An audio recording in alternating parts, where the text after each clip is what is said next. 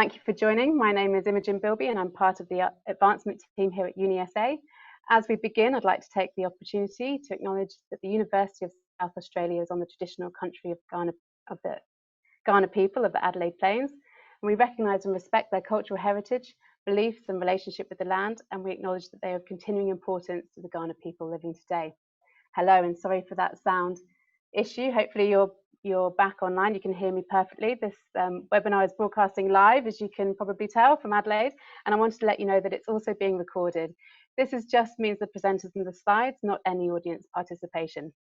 So also a few housekeeping points. The chat function is not enabled today, though the Q&A is, and you can post questions here down below. However, if we don't get time or you reflect later on a question, you can email these through to us and I'll post the alumni email in the Q&A box for you. Now, I'm delighted to introduce our distinguished alumni, entrepreneur and host for this evening, Professor Richard Turner. Professor Turner is the Industry Professor of Practice and Entrepreneur in Residence at UniSA. He is renowned Australian entrepreneur, leader and innovator, known for founding 4 successful companies across 4 different sectors, with the most recent being Zen Energy. He has been awarded South Australian Entrepreneur of the Year twice, in 1996 and 2010, and also Australian Entrepreneur of the Year for Clean Tech sector in 2010.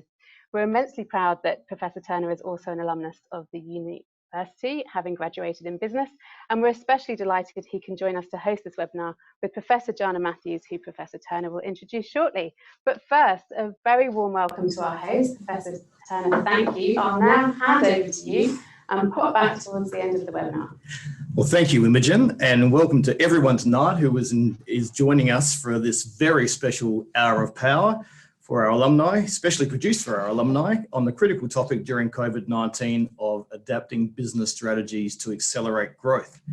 This webinar is going to offer practical guidance and sound advice about what you can do, actually do, to develop strategies to accelerate growth, with many of the insights based on what companies are actually doing that's working. Now, I'm very proud tonight to have Dr. Jana Matthews with me. Now, I can say I was part of the original entrepreneurs organisation team in Australia back in a long time ago now, I think about 8. I founded the South Australian chapter back in 1998, 22 years ago. And shortly after that, Jana and I were just talking, we think about 18 years ago, Jana first came around and spoke to us. And she kept coming back. I think she thought we needed help, and kept coming to the sessions. Kept coming back and talking to us. And then I think she got hooked on our food and our wine and our beaches, and then she never went home. So we have Jana. Now, tonight's going to be a bit of a fireside chat. So get your hot chocolate, put your feet up, and for those of you who don't know Jana's background, I'll just give you a quick bio. So Dr. Jana is an international expert on entrepreneurial leadership and business growth. He's Professor and Director of the Australian Centre for Business Growth, where we are right now at the University of South Australia. She holds the ANZ Chair in Business Growth at UniSA and directs the ANZ Business Growth Program. Throughout her career, Jana has worked with hundreds of CEOs and leadership teams all over the world, as well as Australia. She is the founding director of the Australian Centre for Business Growth. Now, get this, Jana has also been named one of 18 women business gurus in the world. Jana, that's a big title. In 2018, she was named one of the leading women in Australia's innovation ecosystem. And that same year was named by the Australian Financial Review as one of the 100 women of influence in Australia. Wow. So we thought it appropriate to invite her to talk to us today and get her thoughts. Welcome, Jana. Delighted to have you with us. Richard, it's such a pleasure to be here. And such a pleasure to have the alums. And I'm wearing my beautiful Singapore orchid garden necklace that I got in Singapore, right? One of my friends bought me. She said, will you really wear this? And I said, but of course, it's so beautiful. So I gotta be careful how many times I go to Singapore. My wife shops too much when we go there. Oh, well. Good for the economy. Yeah. Now, Jana, COVID has created tough times for business owners all over the world. Some are seeing a dramatic decline in sales and revenue, which is impacting cash flow, and some have had to go into lockdown and sometimes for extended periods. Yes, Melbourne. I'll be interested in your advice and suggestions for business owners and executives who have joined us today about what they can do to rebound, refocus, and position their companies to move forward. Now, based on a conversation we had before this webinar, I know you're quite optimistic that business owners will be able to pivot and find new ways to position their companies. You cited some examples of different actions that business owners are taking based on recent research that you and the Centre have just finished. So, for example, you told me about one company that has changed from making gin to making sanitizer. They're changing back soon. Just don't drink the sanitizer. Others have discovered new products and business models. The travel ban was a huge benefit that has enabled another company to prove to its customers that online monitoring is just as effective as in-person monitoring. This means the company doesn't have to spend 2 days each month to fly people to a remote site to calibrate equipment, but can do the calibration from its offices in Brisbane. So customer acceptance of remote monitoring is now enabling the company to develop new services like remote monitoring, of course, at a lower cost to customers. And with proof that the company can now monitor equipment anywhere on the globe, they have a whole new global market that they never had before. So amazing what some of these companies are doing and not having to relocate or set up an office in those countries. Other changes involve changes in distribution models, from selling in malls to selling online, from eating in cafes to takeout, home delivery and online cooking classes. There's definitely winners and losers in this whole thing, and companies that are focusing on the home. We have one of our biggest electrical and furniture companies in Australia, Harvey Norman, Jerry Harvey, the chairman, came out the other day and said they're up 20%, which is absolutely incredible for a company of that size. Others have found new customers by using digital and social media more effectively. Who would have thought that people would be buying hydraulic products online after watching a Facebook video? But one of your companies began marketing in new ways, got more sales than they had ever imagined. So how can this be true, Jana? Where do business owners and executives even start when it comes to adopting new strategies to accelerate growth? That's the big question. Well, and indeed, as you had a preview of coming attractions, there are so many ways that you can find new ways to position your business. And so I want to talk both from working with the thousands of CEOs that I have all over in Asia, New Zealand, Australia, as well as the US and Canada and Europe. So personal experience. Secondly, we've had over 1,100 companies actually come through our center. So we have a lot of experience there. And third is the longitudinal research that we do every year, where we're marking companies' growth, and then this special piece of research that we did for the federal government. So I have a lot of tips and tricks, if you will, about what's going on and how to run your business. But let me catch up here in terms of a little better understanding about what we're doing and what the center's doing, and where we are. University of South Australia's business school, as you know, is one of the premier business schools, one of the top % in the world. We've already had Richard. We've been introduced to Richard. You've already been introduced to me, so we don't have to do that again. We can talk about ourselves all night. Want to talk a little bit about the center so you understand where this content and knowledge is coming from. Some of these examples that Richard just mentioned. So we were started 6 years ago. We are the only center of its kind in the world that's actually offering both diagnostics programs and that we have results that we're tracking over time. So we do presentations, programs, companies come to us, we do things online, we do things virtually. We do the research, as I mentioned, and then we have a whole lot of tools, resources on a learning management system that people use to learn how to grow, learn this stuff. If you look at what it is that we do offer, we have things that are virtual so that you can do them online at your own pace, or you can do them Zoom enabled. We have 2 kinds of clinics, one for smaller companies and one for larger companies. Then we have something called the growth ramp that you and I are working on, which is a way to get your CEO up to speed and onto the growth path. Then we have the growth modules, which are for more mature companies where they have to bring along their CEOs and actually have 3 days, 3 months apart, 3 modules where we're really taking them through and stepping them up growth. We have alumni programs, and as I said, we have this longitudinal database. So that's sort of how the center is organized, and so we have the staff organized around that as well. Finance administration, we have program operations and development, marketing, sales, and delivery. And then the program is actually delivered through people like you and me. We have had our own companies, and we have started, grown, and exited at least one. So all of those people up there are the ones that are actually out teaching the programs and living, reliving, sharing their lessons learned and so forth with all the companies. We have a number of ways of being funded. We are self-supporting. So ANZ has been our foundation sponsor, and they underwrite the chair that I hold. But South Australian government and the Queensland government, the government of Western Australia, the total government of Australia itself, as well as the Northern Territory, have all contracted with us to do programs for their companies on site. And then we also have companies co-pay. We believe that you have to have skin in the game as well.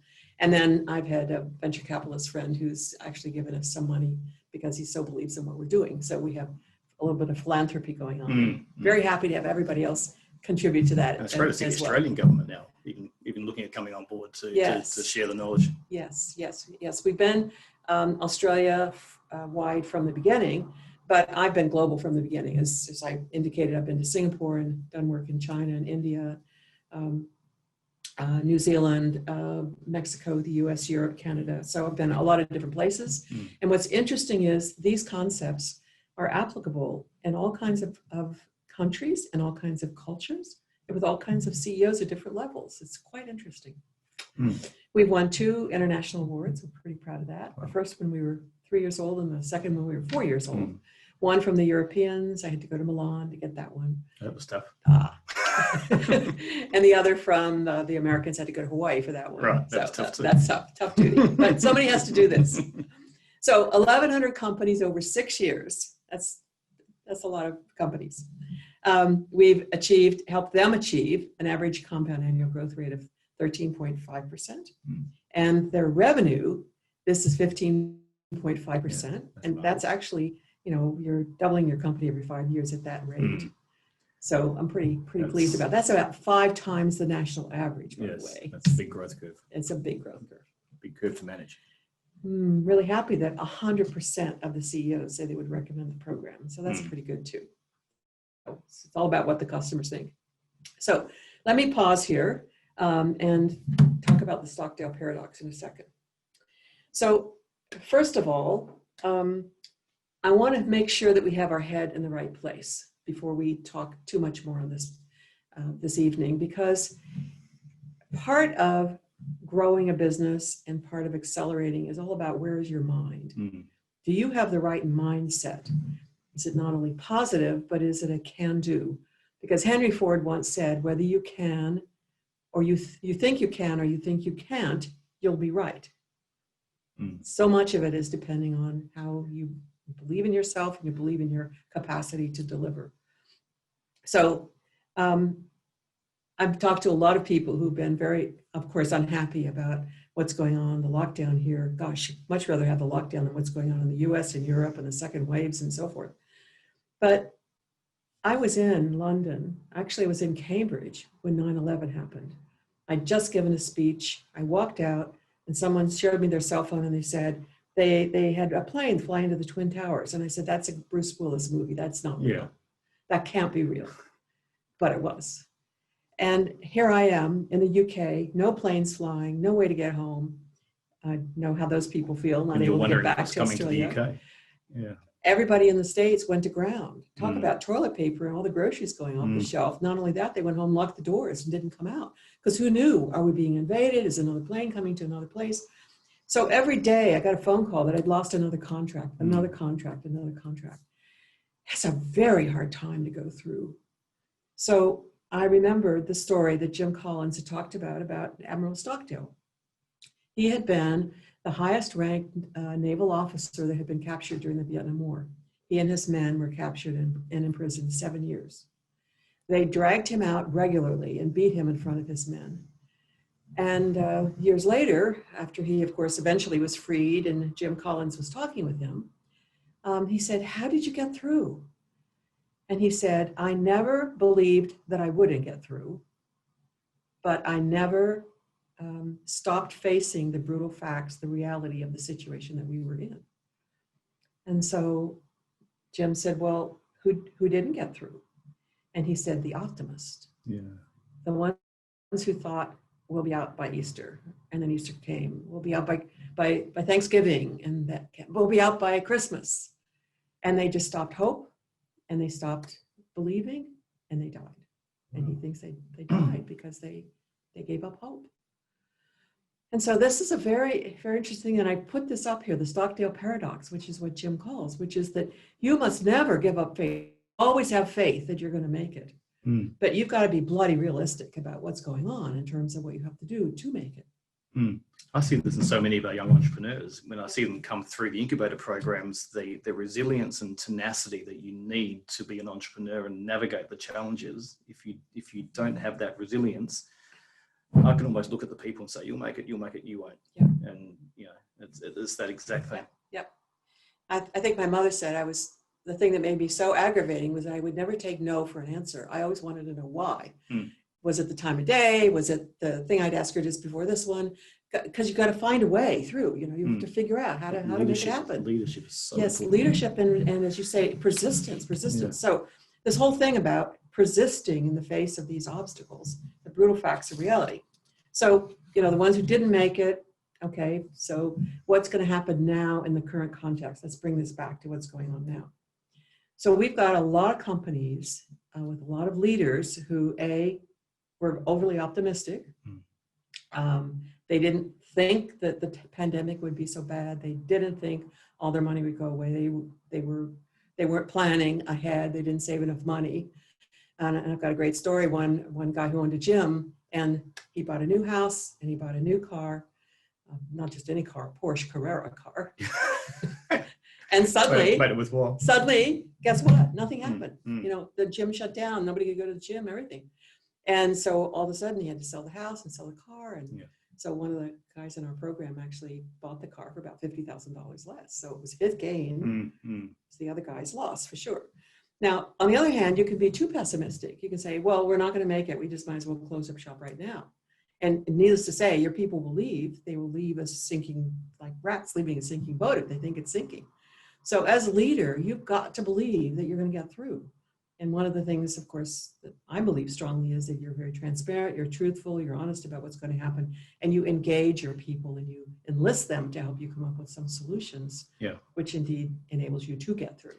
It's the difference in when you're planning cash flow in a business model. When you've got some form of certainty over the economy, you can plan that and you know how much you're spending. But in those uncertain times when things are going haywire, that's when you need to really conserve your cash, because you just don't know what's coming. And that's right. Playing the long game, because if you run out of cash, it is game over. It is game over, because it's like the lifeblood in your body.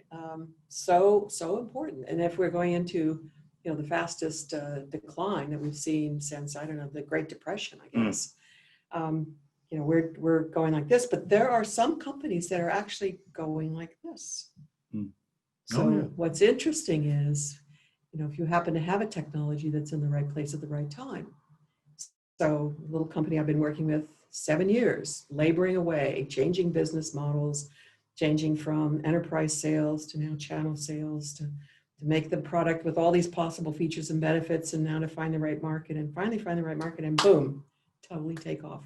Contactless, put in your order, pick up your coffee, it's already been paid for, just drive up, pick it up, they don't have to go in, walk in and get it, So there are some people, as you already mentioned, the gym, into the gym, but there are lots of other companies that are adapting, and they're seeing these new opportunities and new ways of growing that they hadn't had before.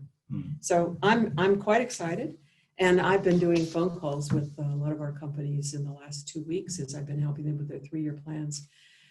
We just came back from Northern Territory, doing some clinics up there, and people are optimistic. They have money. They took the government JobKeeper, whatever the subsidies were, and they've not spent it. They've been keeping it for what is it that we're going to do now to be able to grow the company. So there are, I think, lots of reasons to be optimistic, and I wasn't at all surprised to see that the unemployment rate had started to go down. Other people didn't expect it to go down, but I actually was not surprised at all, because we've been, of course, helping people learn to grow. So, okay, so one of the alums asked, how do we look at the current situation and find something positive? Well, I think you do just exactly what we talked about, which is you look at what it is that's going on, and then you try to reframe what it is that's going on. So it isn't that this is a bad thing that's happening to us, that we can't, the customer wants us to fly into the mine site and recalibrate the equipment. well, we've been telling them we could do that from our office and they didn't believe it. So now I guess we can fly into, so this is our chance to prove to them we really can do it. Well, in a rapidly changing world, I just find when the world moves quickly, that's when the opportunities open up. And a real entrepreneur will see those opportunities. You must go through the basics of validating that business model, though, before you spend anything. And that's such a critical thing. That's a critical thing. Take that on board, I'm sure, in the presentation soon. But just you've absolutely, yes. So we've got two problems that a lot of not just in Australia, but all over the world that I've seen. One is they don't validate the business model. The other is they spend too much time on the product, too much focus on the product, believing, as I say a little later in my notes here, but I'll say it now, believing that somehow if I make a better mousetrap, everybody's going to want to buy my mousetrap. Instead of understanding it's marketing, market validation, how many thousands of mousetraps are there out there? And how is mine different? And Absolutely. So forth. Okay, so I want to sort of share some of these things that we've learned in our programs and learned from our CEOs. Really happy that I've just had some stats here that 86% of them are using their balance sheet to actually grow the business. Very small number of companies come to us or venture funded or using even bank loans, 39%, 50% using government grants. So will that slow them down? Yeah, actually it will. But you don't take other people's money if you aren't sure what you're doing. And so one of the things about our program is we actually give people the knowledge to know what to do when and why and what order. And then they have more confidence and then they start to grow and then they're happy to take money from other people. You don't waste that precious cash that you've got in reserve. So again, validation, make sure the business model stands up. There's customers who are willing to pay the price to buy the product. Yes. All those fundamentals, you never get past those. So I want to talk about our knowledge framework for growth, and then we can put some of our stories peppered in there as well and answer some more questions. Okay. So the first thing you've got to realize is that your company is actually an organization that's comprised of a lot of different parts. And yes, you have products and services, but you also have to have customers, as we talked about. You have to do market validation. And there are other people that are selling these products, and you have to build an organization and so forth. So let me kind of walk through that a little bit. In the beginning, everything starts with having a product or service. You had it, I had it, our companies, consulting services or products, you had and energy and food and distribution. And so you start with the something, we get that. The problem is a lot of people stay with the product. They try to make it better. They try to spend all their money making it better. I was just talking to someone the other day, and he said, we're making the change from selling through channels to now selling direct to the customer. And I said, well, that's great. Let's get the product out. Let's put a lot more money on marketing. He said, oh, and the product's not ready yet. And I said, well, what do you mean? You've already been selling it for 7 years. You got 1 million people using it. It's not ready. The product's not ready. We got to spend more time on the product. It's like, no, spend it on the marketing. Yes, yeah. So that's one issue, but we understand, we get it. Okay. So the second thing then is that marketing and sales. And so what you're trying to do, and you work with a lot of startups, Richard, you're trying to get the product market fit right. So we know that we have the product, that's the right market that people want. And that's often going back to the drawing board a number of times to get that model right. Right. You know. And that happens within large corporations as well. Absolutely. If you have a new unit and offering a new product, you're still testing those with customers. Yep. All the basics still apply. Yep. And then there's these things called externalities. Now we talk about bushfires, pandemics, interest rate changes, regulation changes, exchange rate changes, political changes. Who would have thought that we would have had so many politicians around the world, in Japan and of course the US and all that's going on there, and Brexit and oh my gosh, England. Wow. Where isn't there turmoil, right? So right. From political, okay. So those are externalities that we can't control, but they will impact us, some of them. And so we really got to watch and do the risk assessment. That's another thing that people, it won't happen to me. You know, bushfires, they'll happen somewhere else. They won't happen to me. And so it's not that you are conjuring up the risk if you look at it. It's that you look at it, and we teach our companies in teams, you wear the de Bono's hats, you know, some of the optimists, some of the pessimists, some of the realists, and some are looking at it from a financial perspective. So you've got to look at the problem, and then you figure out how to assess and then risk abatement and risk management, not risk aversion. You can't grow a business if you're only, it's like playing sports, right? You've got to score goals. You just can't win by being defensive all the time. Yeah, absolutely. So the externalities are, and a lot of people think that's all there is to growing a company. You got a product, you got some customers, you got some competitors. You got to figure out what's the environment in which you're selling, the ecosystem, and that's it, right? Well, no, that's not it. You got to figure out what's the strategy that you're going to use. Are you going to be the lowest cost provider, in which case you're going to compete on price, in which case you need to be extremely efficient? Are you going to be the differentiator? You're going to be the Tiffany's or the Tesla, in which case you need to be really sure what your differentiator is. Because if you're going to be charging a whole lot more money. Yeah. So I'm walking by Tiffany's the other day and the guy comes down the stairs with this little green bag, and then it's this little green box, blue-green with a bow. And I don't even know this guy, right? And I said to him, "You're going to make some woman really happy." And he says, "I hope so." I mean, talk about a brand. Yeah. Amazing. It's incredibly, I mean, I love to talk about consistency with this, because you can be, if you're selling a product at a high price, you're obviously providing a very high level of service. And if you're consistent at that, that's fantastic. If you're a low cost provider and your quality of service is terrible, that can be good. People expect poor service, but they get their low price, they're happy with that. But if you're good one day and bad the next, that's the fastest way to, I find, to lose customers. Yes. And the other part is, if you try to be in between, try to be sort of good, or let's put Tiffany's stuff on sale. Yeah, that doesn't work. That doesn't work. No, You've got to be totally consistent to what your strategy is, right? So the third thing is that you're really focused on a specific target market. And that, in our case, would be CEOs and executives of companies with 5 to 19, which are called small companies, employees, and then 20 to 200 employees. That's or you could be weekend warriors, or you could be people particularly interested in natural energy, or some subgroup of the world where they have a common interest and you can sell things into them. So figuring out the strategy is critical, because then the next 3 things get organized around that. Yeah. The organization then, if you're going to be a huge marketing organization, then you have to have a big marketing department. If you're going to be selling through partnerships, maybe you don't have to, unless you decide that you're going to tell your partners what they need to say about your product and what it looks like and all the collateral and the materials and the PowerPoint and the speeches. Then you have a big marketing department too, even though you're not doing the selling. You're doing all the stuff they need to sell your product. So you need to get the people, the culture, the executive team, the infrastructure, the planning, and of course your own leadership. That's what part of the organization is then. Then we're talking about financing. How do you finance this thing called growth? Well, certainly you've got to know your financials. I'm astonished that people can come in and have a $16 million company and not understand their financials. Yeah, oh, well, I leave that to my accountant. Yeah. Oh, well, the person in our office does it. So I don't know about the books. I'm not good at numbers. No, that's not acceptable. No. You got to understand what's going on and how that cash is flowing through the business. Right? And in this climate, absolutely. Yes.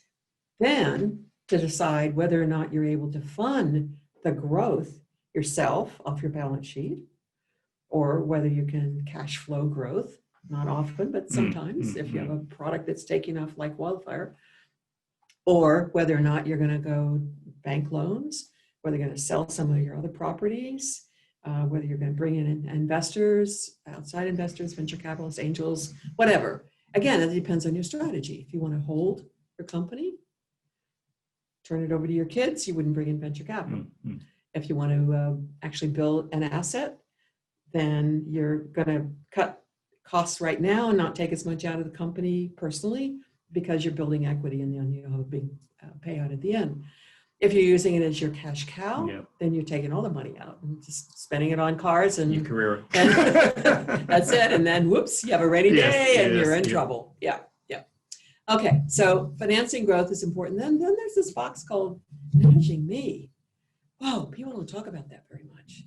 That whole issue about how do I manage myself, my ups and downs, my confidence level, my disappointments. We didn't get the contract, or oh my God, we got twice as big a contract as I expected. Now what am I going to do? Or my most important person has just left, or I've got 4 people on maternity leave that I didn't expect when I started the year, or something happens, bushfires, pandemic. It's really hard to manage yourself. So I say you've got to think of yourself as an athlete, like an Olympic athlete. You got to stay in shape. You got to get enough sleep. Got to learn to meditate, manage your emotions. Don't go running off and doing drugs and thinking you can drug or drink yourself into oblivion here just to get out of this mess that you're in. You've got to manage yourself. Okay, then you got to manage the family things, especially if you're in business with your family. Absolutely. And you have been. I have been, and it's a real occupational hazard being an entrepreneur. And with the Entrepreneurs Organisation, we found with my forum group, and this was a wider percentage as well, but the divorce and family breakdown percentages were like 80%, because people get so focused on their companies, they just, especially in times of crisis as well, they forget about all the people around them, and everything just falls apart. Yeah, it's so sad when you see that. Yeah, I just saw the Australian who came in third in the Tour de France. He missed his second child's birth, and his wife said to him, "You better make it worth it." Yes, or don't come home. Yeah, so the whole family relationship, and as I say, you're in business. We've got companies where we have 7 brothers and sisters, or we have the father and the grandfather and the uncle, managing all of those. Okay, so that's a trick. Then you've got the executive team that you're working with and your own employees. Then you've got the community. Richard, will you meet with this entrepreneur? Richard would be on this board. Richard. Yeah. So there's a lot of things, a lot of people want you to help them do whatever. And then sometimes there's the national stuff. You're on national boards or international boards. So that's a lot of, how do you keep yourself intact? Because how do you keep the joy of life? How do you make sure that you are still the you that the company so desperately needs to be able to be the leader? So that knowledge framework undergirds all of our programs and all the things that we do, the research that we do, and it largely informs how we think about what we're going to do next in terms of programs, and how we understand what it is that the CEOs of companies need in order to be able to grow them. But on that point, it's interesting learning to say, because there are so many opportunities out there now. Yeah, people might be finding it very difficult, but there are so many opportunities out there. And for those people who are seeing all those opportunities, there's the chance that you can actually spread your resources too thin as well, especially when you've got to protect and conserve cash. So learning to say no is sometimes a very good thing too. So if you don't have a strategy, anything looks good. Yeah, but as you say, you could be asked to go on 10 boards, or you just got to learn to manage yourself. And that's a personal strategy, a business strategy, and it's a time management. We give hourglasses in our programs to companies who have the most aggressive growth goals in the 3 months between programs, and then the ones who accomplish the most in that time between programs.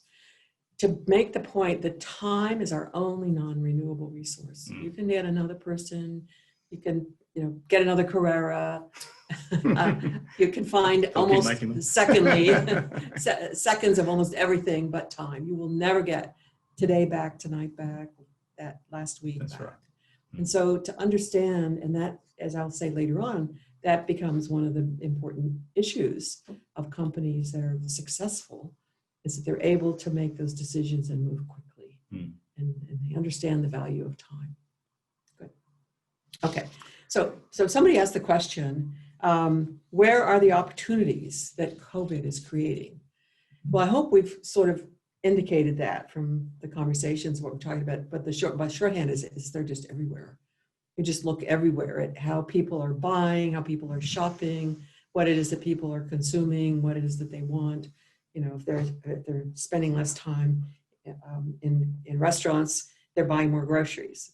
They're cooking at home. There's online cooking courses. There's delivery. There's delivery of food at home. My gosh, just look at food itself. If we look at how people are consuming, I wish I had invested in Zoom or Netflix or all these online things that we're consuming at home because we're home more. People are doing quite well in liquor, as you say, anything related to the home. All those stores, the winners are in the media. The sectors are exposed. We know what sectors are doing well in these conditions. So we just need to focus on what opportunities are within those sectors. And that's part of that's reading, doing your market research that you're just talking about. And so finding that out. So reframe, look hard at what you're doing. And I've got some things that I tell companies is just like make a list of what you're selling and then look at it and say, who's buying that?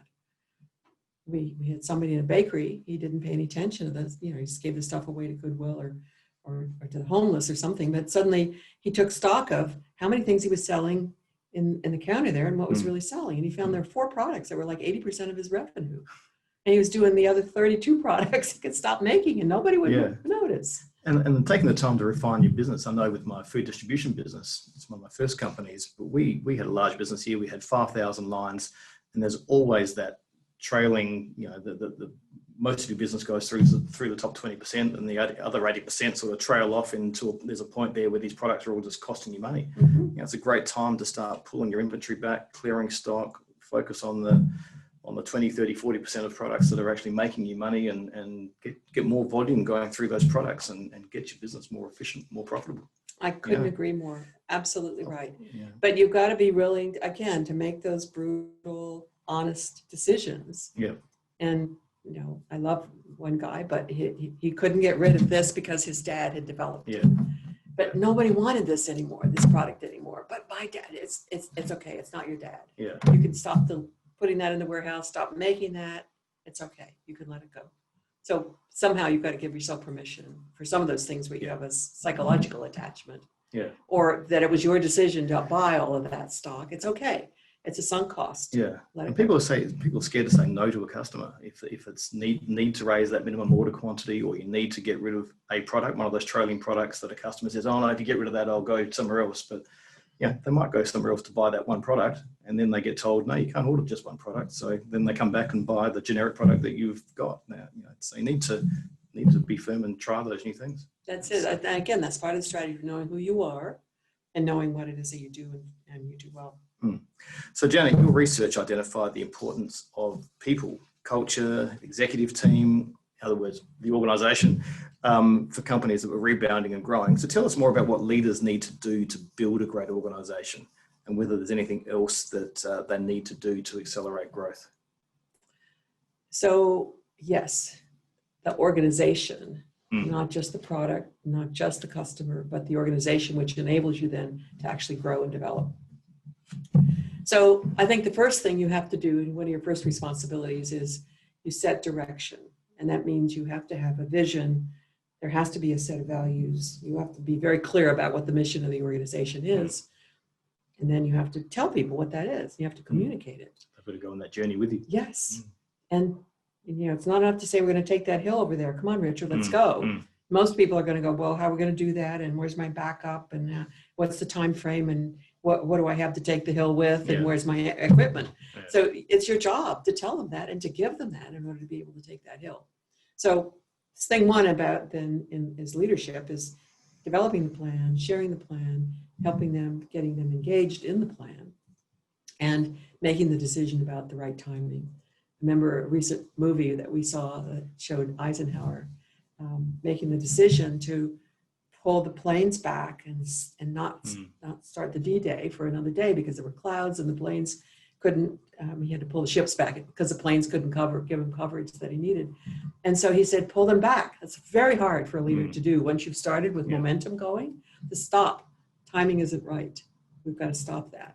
And so to stop doing things, you alluded to that earlier, in order to start doing the right things, or stop because the timing isn't quite right. Timing is everything in business. I tell all our startups that every day. So timing to stop, timing to start.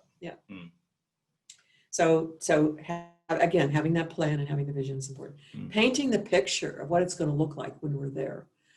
Because when you're here and you want to go here, you got to cross this bridge. And we've had people talking about crossing the bridge. In fact, I was in a session with Philip Lowe, the Federal Reserve head of the board, was talking about this bridge that we're building. Scott Morrison talked about the bridge. I talk about the bridge. You want to get here, you got to do stuff on this bridge that you don't want to do. You just don't like it. Whether you're going through chemotherapy for cancer, or whether you're going through what you have to do to save money to buy the house, or what you have to do with COVID in order to come out the other end, or what you have to do with the business in terms of cutting costs so that we'll have enough money to live. You got to talk about the bridge and paint the picture of what it's going to look like when we get to the other side. So it's just giving people hope. And but getting with a plan. passionate people to join your company on the mission. You know, that passion is so critical these days. And for those teams that are dispersed, as was certainly the case a few months ago, perhaps less now, except for people who've gone sort of into lockdown working from home, it's the communication.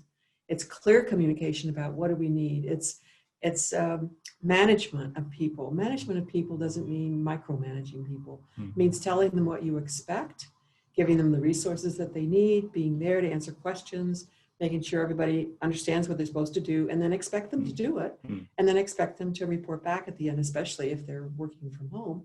What is it that they did do? They just aren't kind of wandering around in the wilderness out there. So when we had everybody working from home for 6 weeks, every day the teams met and talked about what we're going to do. About 10 minutes, each person talked individually about what they're going to do. At the end of the day, they actually sent in a little Excel spreadsheet about how they spent their time. And we met as a whole group on Zoom once a week and talked about our wins and what was on for next week. And rapid fire went through the goals, and everybody was very energized, and we accomplished a ton, so much. And we all still felt connected. So it's a different kind of management. We don't see everybody face to face every day, but thank God we have the electronic tools now to be able to do that. The fact that we can do that these days. That's right. That's brilliant. Okay, then you have to ask some really hard questions. And Richard's already alluded to one of them, which is, who is our customer and what does our customer really want? And what are these products or services? We talk a lot about the ideal customer in our program. And that's just not anybody who walks in and writes a check, anybody who wants to buy your stuff. We really are talking about ideal gives you revenue, gives you profitability, is strategically important, and you actually like to work with them. Yeah. So you can sort through all the people that are now your customers, and then resort or align, put them in a list, and then resort on the basis of profitability. And then you look at them and say, which ones are we strategically important to them, or are they strategically important to us? Then you look at that list and go, who do we get up every morning and say, it's going to be a great day because I get to talk to Richard today, or, oh my God, I have to talk to Richard today. I want the ones where I get excited to talk to Richard today. And then I say, why can't I go find more customers like that? And then I'm proactive. So I have actually the model of who it is that I want to go after, whether it's your title, the industry that you're in, the kind of product that you buy, the relationship that we've developed. There's a variety of things, but that's really difficult if you get up in the morning and don't like who it is you're working with. You're not strategically aligned. It's just a transaction. So that's the second thing that's really important, is to understand the ideal customer. We've had some people who talked about adoption. I don't know whether it's technology or adaptation that you're really wanting to talk about, but there's the speed of change of adoption, which is happening at an increasing speed. And then there's also the whole issue of dissemination, which is if you are disseminating and have a new product that you want to have faster adoption, then you get very smart about who is it that I'm going to sell to as my first reference customer. They would be the early adopters, because you want to sell to somebody that a whole lot of other people are going to be influenced by that person having bought the product. Absolutely. If they buy it, they like it. And we've just had that conversation with somebody today who wants us to be using their product. If we like it, then a whole lot of other people, like another 1,000 people, are going to want it. And that's the majority. And you don't worry about the laggards, because you will go broke trying to sell to the laggards. So you got to be very smart about who is it who goes, oh, I don't know, I'm not sure. Don't take that as a challenge. Don't say, I'm going to make you want to buy this product. No. If you don't want it, fine. There's a million other people who do. Thank you. I need an answer. That's what I need to know. And so you just move on. And with today's digital technologies and social media, those influencers are easy to reach and easy to expose. Yes. So, yes, and finding them and using them, right? So those are some things that I would say in terms of managing adoption, getting people willing to change, getting them willing to adapt to new technologies, new products, new markets, new ways. Going on Facebook with hydraulic products, that was just a wrench. They had a hard time figuring that. Can we do that? And indeed they did. Yeah. Fantastic. So Jana, what other questions do we need to ask if you're planning to accelerate growth? What have we missed? Well, we've already talked a lot about you. Are you in the right place to be able to do this? Now let's talk about your people. Do you actually have the right people to do this? Because getting the right, as Jim Collins said, from the Built to Last, getting the right people in the right seats on the bus and making sure everybody on that bus all wants to go to the same place, that's really important. So make sure that you look at the people, pay attention, and you just don't want people who only perform. It's not enough to do the functional job. They've got to match the values of the company. Yeah. And there's so many problems that I see in personnel problems that there's not, I mean, the people are not bad people. They don't bully, they don't kick, they don't steal. They just don't fit the organization. You know, they either are very structured and this is an organization that works as a team, or they're very laissez-faire and this is the organization that works like clockwork, and they're just the wrong fit. Now, sometimes they are the wrong, really wrong personal values in the organization, like they do bully or they're dishonest, and those people you get rid of right away. But you've got to understand that they've got to have a performance, high, medium, and low performance. You're looking for the high, and then the fit with the values. You're looking for a high fit with the values. And those people are gold. They're the ones that'll take your company to the next level. Yeah.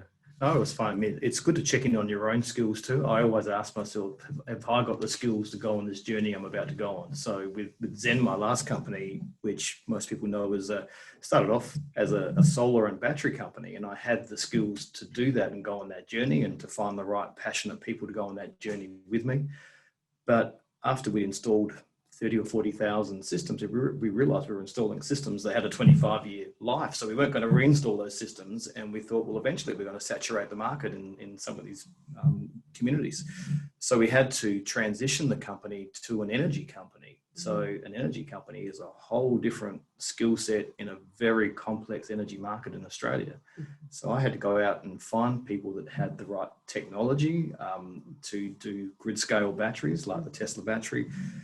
People like Professor Jana, who had the profile and the influence to change the rules of the energy market to monetize these new things.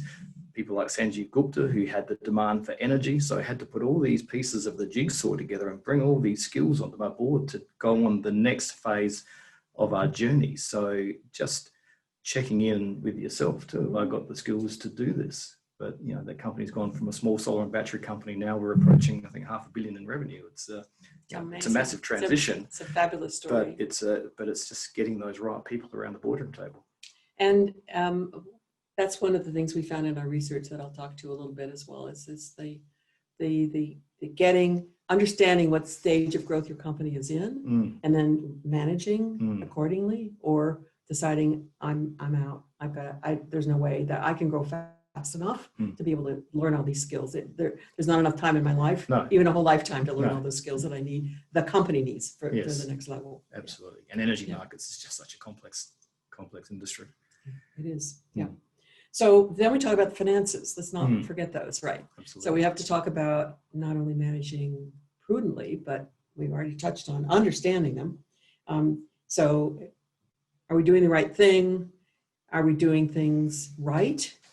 A couple of questions there. And can we do what we're doing for less money? So first, can we do more with the amount of money that we have? With the amount of money that we have, can we actually, with what we're doing now, can we do it for less money? Yeah. So you want to be looking at those all the time. How can we save? How can we do more with what we have? And then you're also looking at cash flow, as we talked about, flowing in and out of the company. Yeah. And there's some tricks and tips there in terms of how can we actually get more cash in the company. Yeah, so how can you increase the speed that cash comes in and out of your company? That's a really critical thing that people grapple with every day. Well, one thing is to make sure that you invoice them quickly, that you don't wait a month or two, or maybe we'll get around to invoicing sometime. It's in now. Yes. Well, I know a story of one guy who decided he would transition and do all this electronically. The thing is, he forgot to talk with his customers. So when he kind of rocked up and delivered the stuff, they go, "Where's the invoice?" He said, "Oh, I sent it to you electronically." He goes, "Like, no, I need a paper invoice. Yeah. I need paper." No, what's that? So that's a problem. But faster collection of your accounts receivable. That's the first thing. Second is maybe you want to change your payment strategies. You know, maybe you bill people on a monthly basis on a regular recurring revenue, or maybe you bill them a whole bunch up front and signing the contract. You don't wait till the contract is done, and then it's another 60 days. Progress payments as you go along. I had one state say to me, well, we'll pay you, 40 days after you finish that last. I said, that doesn't work for us. I have to have money so that I can actually pay people to deliver this. So you have a conversation with them. You use electronic payments, cut out the middleman if possible. So that's one way that you can actually, the speed of collection. Then the other is to slow down the way the cash goes out the door. So one of those ways is just become more operationally efficient. So you have to spend less money doing what you would normally do. Use technology more efficiently. Make sure that as you plot out all those touch points for a customer that you need to do all those things.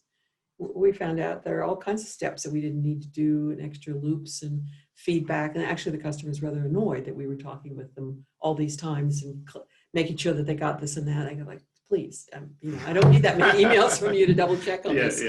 In fact, as we're doing the longitudinal, some people go, enough already, I get it. I'm going to do the longitudinal. It's on my list for next week. Yeah. So authorization levels would be another one. So certainly you can make sure that you have 2 signatures on checks above $10,000. That kind of slows down the process a little bit. Absolutely. You can pay, me, I get an invoice, I like to pay it that day because I want to have these bills lying around, but 15 days, 30 days, whatever, pay within the time frame that they tell you, but you don't necessarily have to pay early. And then you just reduce these administrative costs. So you're using better systems. You do more electronic systems instead of having people process paper. You just become more efficient about that. Okay, so that's kind of part of the finance. Then there's this marketing stuff. Yeah. So we've spoken a bit today about finance and cash flow. So I think it's fair to say that more often than not, when business owners review budgets and need to reduce costs, one of the first budgets to get cut down is the marketing budget. No.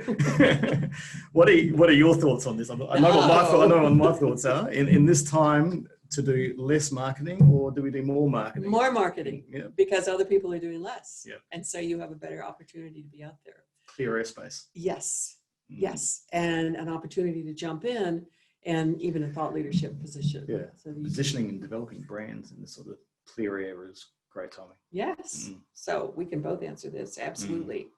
And it's what you want your customers to know, and what you want them to know about your product, about you, about how you respond. You have a chance to shape, because there's not nearly as much noise in the system. You can get your signal pretty much clearer.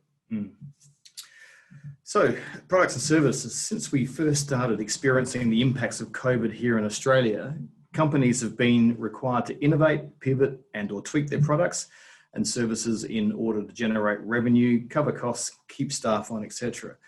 We've seen the likes of gin distilleries make hand sanitizers. Again, don't drink the sanitizer. And food delivery services offer no contact delivery, as an example. So what advice and direction can you offer CEOs or MDs and business owners who might be thinking about how they can innovate or adapt their products or service in order to generate revenue or adapt to the market needs?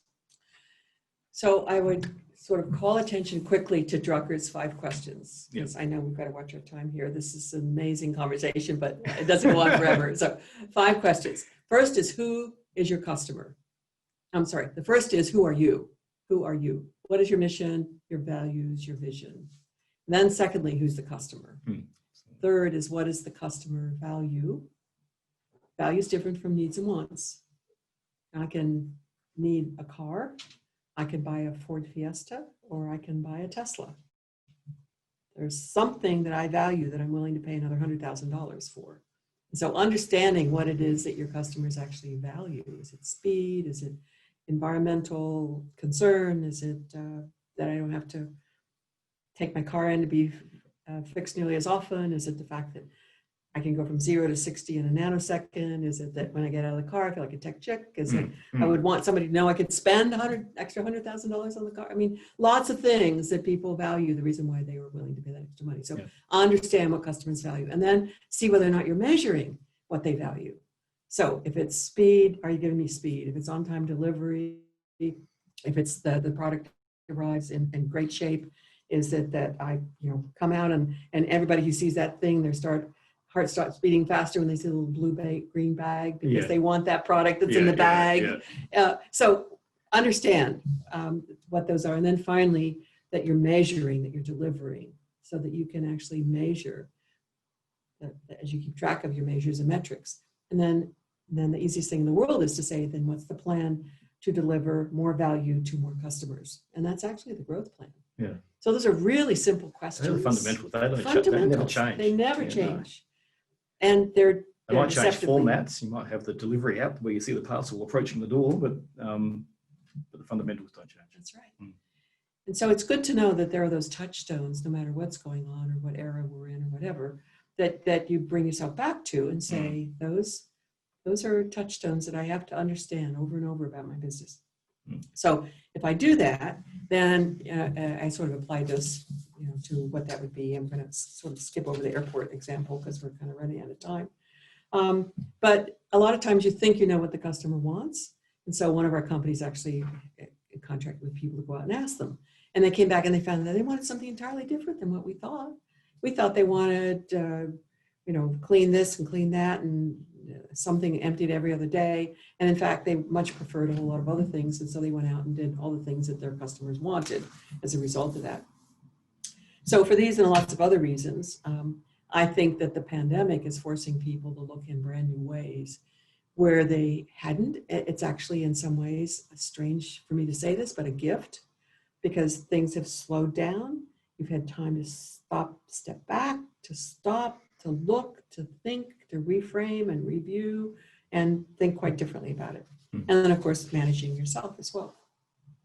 So if we want to slip over to some of this new research that we did with the Office of Innovation Science, we went through about 950 of our extensive profiles on companies who've come to the program, 950 at that point. And we found about 550 that we had all the data that we needed. And we analyzed that to see what it was that they did and how they had changed over time and what things were when they first came in compared to what they were when they were leaving. And we basically found that there were 5 things that made a huge difference. And this could be the kind of thing that Jim Collins found in Built to Last when he looked at all these companies, compared the ones that lasted over the years to the ones that didn't, and came up with 112 and found out what were those characteristics that were built to last. So I could say these are the ones that are maybe built to accelerate. Okay, so the first is understanding the company's stage of growth. It's going to be in different stages, and I can kind of pass through those stages of growth actually matters. So Absolutely. You can see that there are 4 stages, and the first time I met you, you didn't know any of this stuff. And you were going like, really? But the second time I came and I looked in the audience and I said, what are you doing here? And you said, well, I was in initial growth then, and I was paying attention to rapid growth, but I'm in rapid growth now, and I need to pay attention to what's ahead. This is like the bridge. So you're in startup, and then you go to initial growth, rapid growth, and different things happen to your company at different times. So when you're a CEO, you have to behave differently at these different stages. So in the beginning, you've got to make all the decisions and do everything. But over time, you delegate, you set a direction. You don't keep trying all these things. You see the white space or the blue ocean or wherever it is that you can have the best competitive advantage. Now you're going to build a team. You're going to hire in people who are smarter than you are. And they're in continuous growth. Now you're outside the organization and they're managing, and you have to be looking ahead at these big changes in technologies, in what's going on with our customers, what's the new strategies that we need, the chief of culture, and then manage the growth curve. And so we'll do another webinar some other time where I talk more about this. But this, the whole stage of growth matters. And for people to understand that they have to manage at the appropriate stage of growth or bring somebody else in. Yeah, I remember going through all these stages, and from being the doer, and then where everything, and everyone's continually coming to your door and saying, what do I do now? What do I do now? And getting through that stage of having processes and systems. And so everyone, you could just say, no, go and read your process, go and read your procedure, and you know what to do. And just that relief, people start managing themselves and your teams and those stages. And teaching, we teach the 5 levels of delegation, and people said that makes a huge difference back when they go back to the company. Absolutely. So stage of growth matters. Second, data is key. if you don't have the kinds of numbers about what's selling or what isn't, where the product defects are or not, where the cash is coming in, where I'm going to be in 6 months, Yeah. You're toast. You Absolutely. just cannot manage. So we have all of the kind of interacting parts that are part of the organization, culture and people and money and sales and products and everything. So you got to understand that you need data on each of those in order to manage, whether it's a dashboard or whether it's people who are responsible, who are giving you, you know, the top line level notes, whatever it is, but data is key. Maybe data these days in predicting manufacturing and industry 4.0 controls our manufacturing based on inventory levels and all sorts of market information. Yeah. Mm. Yeah, I think we're probably under optimizing that, yes, certainly in this Yeah. country. Third would be what I call customer focus squared times 2. Okay, so the very, very successful companies now are looking at the customer, and then they're looking upstream at who else is supplying you, if you're the customer, and they're looking downstream at who is your customer. Mm. And now they're beginning to understand that if they can really deliver things that are going to be useful to you about them, that's not only going to help you grow, that's going to create enormous stickiness between you and me. Because if I can help you grow your business and I can help all those customers love you, then why would you ever worry about any of those other suppliers there that I might be competing with? So customer focus is not just focus on the customer, it's on the customer's customer. Okay. People who match your values and perform at a high level, they are gold.